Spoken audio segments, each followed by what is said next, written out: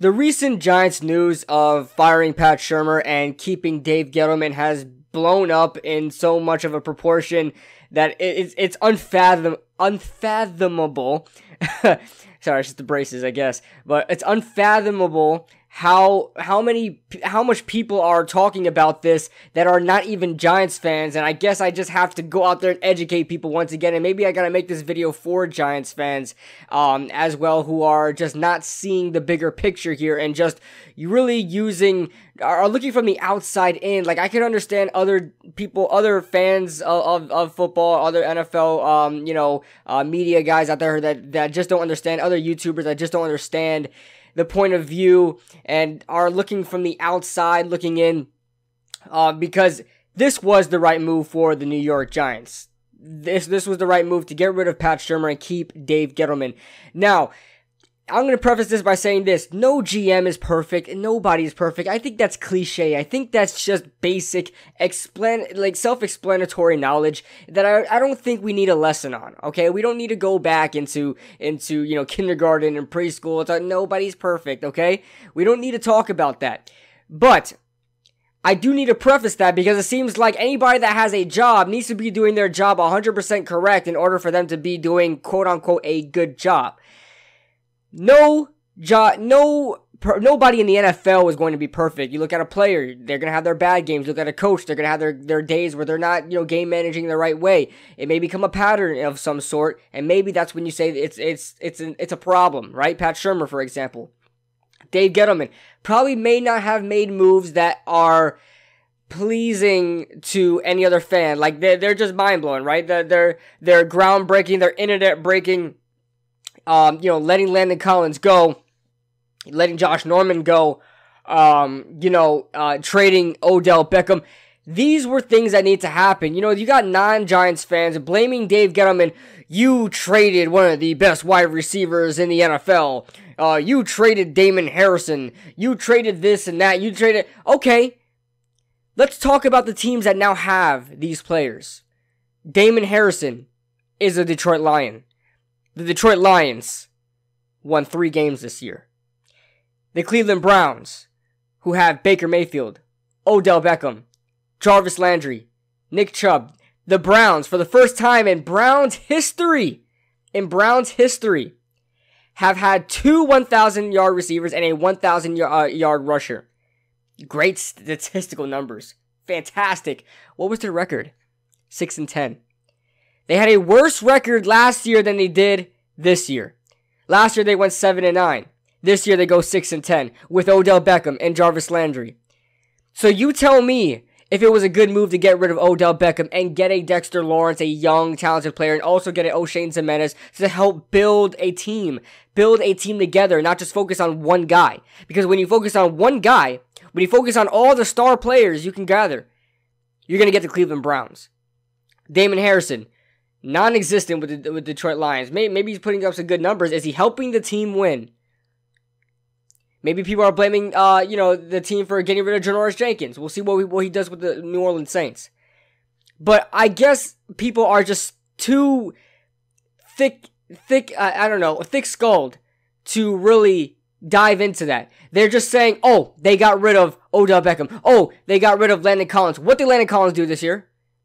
Every single player that Dave Gettleman got rid of went to another team and did not help the team whatsoever. Landon Collins did not help the Redskins. Odell Beckham did not help the Browns.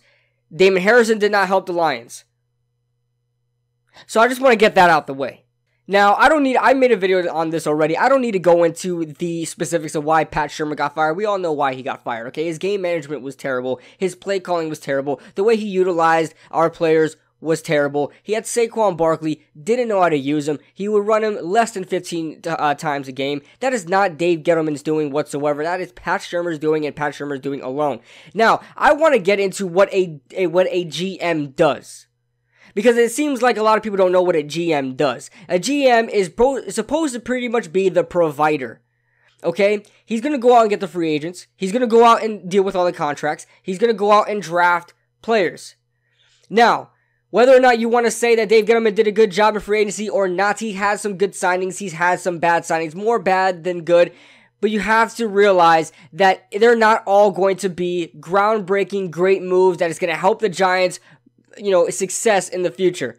He's been the GM for this team for 2 years now. You can't really expect. Yes, there are Cinderella stories out there where a certain coaching person or GM comes in and he transforms the team.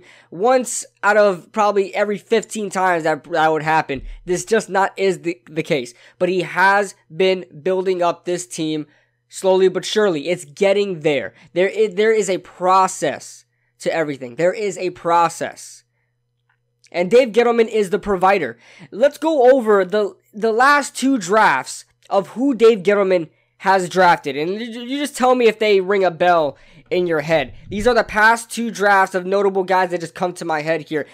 We're talking about Daniel Jones, Darius Slayton, Ryan Connolly, Dexter Lawrence, O'Shane Ximines, DeAndre Baker, Julian Love, Lorenzo Carter, BJ Hill, and Will Hernandez, and most notably, Saquon Barkley. Now, a lot of people are saying, with the early draft picks, we all knew anybody could chose Saquon Barkley. Really? Because everybody's saying they still wanted Sam Darnold before Saquon Barkley really showed up. So let's not talk about that, right? Anybody else would have probably chose Sam Darnold and would have just passed on the running back. But look what we have now. We have Saquon Barkley. And when nobody believed in Daniel Jones, remember Louis Riddick, he was one of the candidates to be our GM. He came out and said the day after Daniel Jones was drafted that Dave Gettleman made the worst decision in the draft, saying that because he drafted Daniel Jones. And look who seemed to know the most. Look who seemed to know what they're doing. That's why Louis Riddick is still working for ESPN and Dave Gettleman is our GM, and Daniel Jones and Dave Gettleman are laughing at everybody, including myself, of what they thought about Dave Gettleman and Daniel Jones just a few months prior. So you tell me, what has Dave Gettleman done that's terrible? He signed Nate Solder to a bad contract. Sure, we lost some money. Sure, our offensive line still isn't fixed. Is that not fixable? Are there not mistakes to be learned? Sure, he hired Pat Shurmur.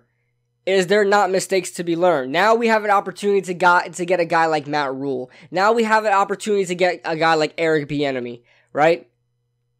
So you tell me. Did you want Josh McDaniels instead of Pat Shurmur? Did you want Matt Patricia instead of Pat Shurmur? Who else did you guys want? That's pretty much who was on the table.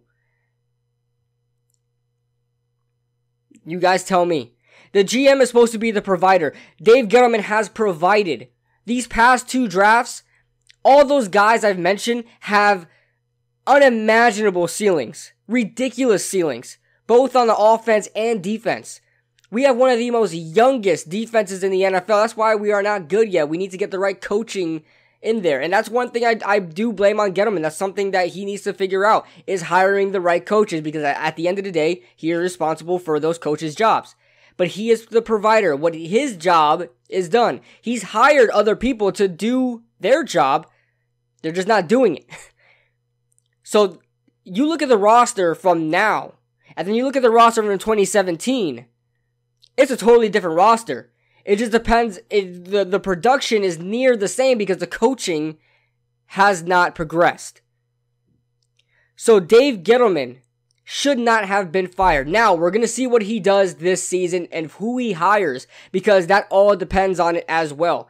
That all falls on him as well. Who will he hire, and will they succeed? Will they perform? Will they put out a better product than we have seen in the past 2 years under Dave Gettleman with Pat Shurmur?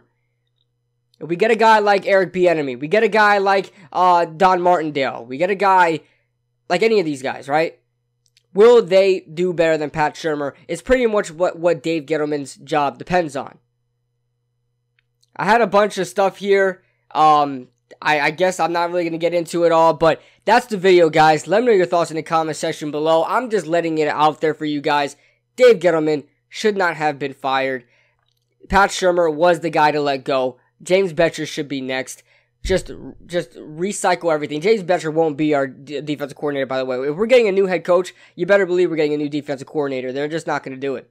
We may even switch back to the 4-3 should Chris Richard be our head coach. who knows what happened. We may just switch back to the 4-3, which may set us back a little bit more as far as defense goes, so we'll see what happens there. But that is the video, guys. Let me know your thoughts in the comment section below. Leave a like if you guys enjoyed, subscribe if you guys are new, and if you guys agree or disagree, leave it in the comments, man. I want to hear your guys' opinions, and I'll see you guys in the next video.